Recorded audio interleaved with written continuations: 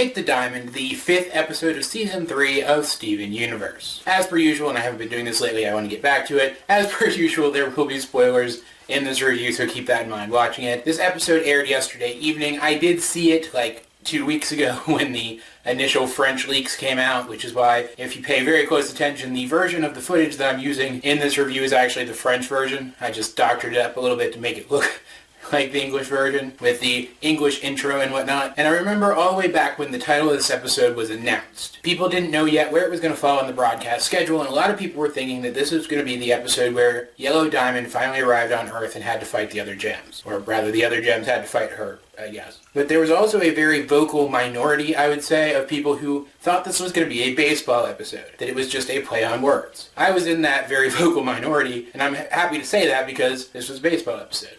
It was a play on words. Because this episode picks up exactly where the previous episode left off, with a Ruby with a gem for her eye emerging from the roaming eye that came to Earth, apparently looking for Peridot. At least Peridot seems to think that they're looking for her. So they run back to the barn, her and the other gems and Steven, and they hide from these rubies who, let's just say I have a lot to talk about in regards to the rubies. I'm not going to talk about most of that today because I do have a theory coming up just about these rubies.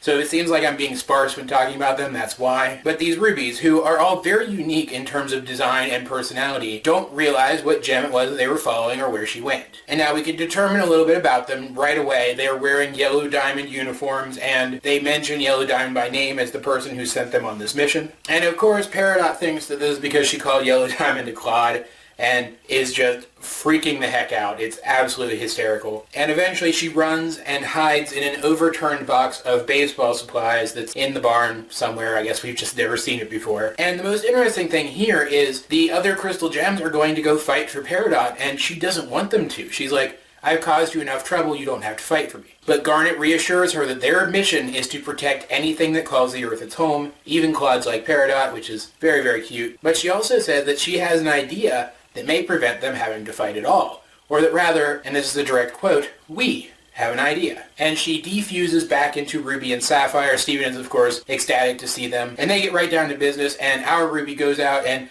talks to the other rubies, kind of pretends like she's part of the group, which doesn't really make any sense because 6 is not the same thing as 5. But thankfully they portray these rubies as being kind of naive and not the most intelligent. So it works out, and Ruby successfully infiltrates the team, but she's so nervous that she accidentally draws attention to the barn, which leads to her bringing Steven back out of the barn to prove that there's no one in the barn but humans and that the rubies don't need to concern themselves with it. And that leads to Steven challenging the rubies to a game of baseball, one that if the Earthlings win, the rubies have to leave and never come back. Yes, they're doing the plot from Space Jam, but with baseball. And yes, Space Jam is the greatest movie ever made, but that's all the more reason not to just plainly rip it off for your episode. Of course, I'm joking. I actually think this idea is really cute because the rubies aren't bad. Right off the bat, they don't seem bad at all. A fight with them should be avoided at all costs. So all of the gems, except for Peridot, of course, since she might be recognized even in disguise, come out dressed as baseball players, dressed as humans, and give a roll call consisting of made-up human names, and we get another reference back to Ocean Gem with Lapis naming herself Bob. Absolutely hysterical. And they face off against the rubies in a game of baseball. Steven's kind of explaining the rules of the game as they go. And Lapis couldn't care less. She's just going through the motions, kind of laughing internally at how bad an idea this is. Amethyst is going way overboard, of course, because she's Amethyst. And Pearl and Steven are playing at about the average level that you would expect from a human. And keep in mind here that their goal is to try to keep the rubies from figuring out that they're gems, lest they be interrogated by the rubies or attacked by the rubies, while still winning the game. They don't want to overuse their gem abilities, but they still need to win the game, and this is made difficult by the fact that Ruby, our Ruby, is playing catcher, so every time Sapphire goes up to bat, she and Ruby can't stop flirting with each other. They can't stop flirting with each other while they're on the bench. Ruby, who's supposed to be losing points for the opposing team, can't help showing off to Sapphire whenever she's at bat. And it ends up they're 1 point down, with, I think it was Lapis on base and Sapphire up to bat. And of course, Sapphire and Ruby can't stop flirting with each other. Steven has to go out and give both of them a pep talk, telling them to just stop. Just stop until the end of the game. Just wait that long. And of course, in typical sports movie / sports TV, I guess, fashion, at the very last second, Sapphire manages to hit a home run.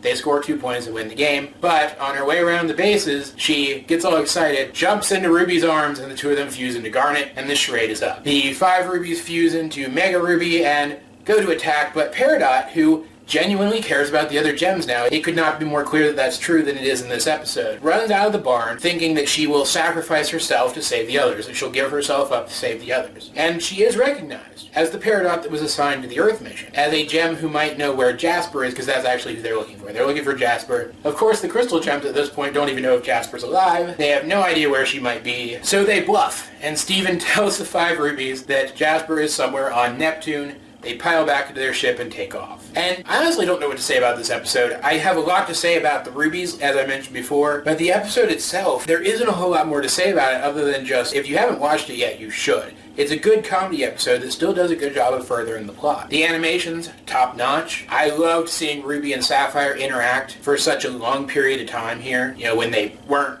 angry with each other. I thought Peridot's characterization in this episode was absolutely fantastic. And we did get some little tidbits here. Some little lore tidbits. We now know that at least these rubies, if not all rubies, are directly under the command of Yellow Diamond. And in fact, we get one additional piece of information about Yellow Diamond here. Peridot specifically refers to Yellow Diamond as being in command of all of Homeworld's armies. Actually, I feel like I heard that somewhere before. It's for these reasons that I think that Yellow Diamond is the gem over military. She is over the best soldiers, as well as developing new technologies which would make those soldiers more effective. Huh, must just be me. So it's not like this episode is completely devoid of lore information. It's just primarily a comedy episode that focuses on relationships between the characters, and I'm totally okay with that. We got a lot of episodes there for a while where the lore stuff was just literally handed to us by the character dialogue. I am all for going back to episodes where the episode itself is about something else, and the lore stuff is just there in the background for us to pick up. After all, it's episodes like that that got me interested in doing what I do. At the end of the day, though, I could not recommend this episode highly enough, especially if you are a Ruby and Sapphire fan. It was just so much fun to watch. That said, if you have seen this episode, what did you think of it?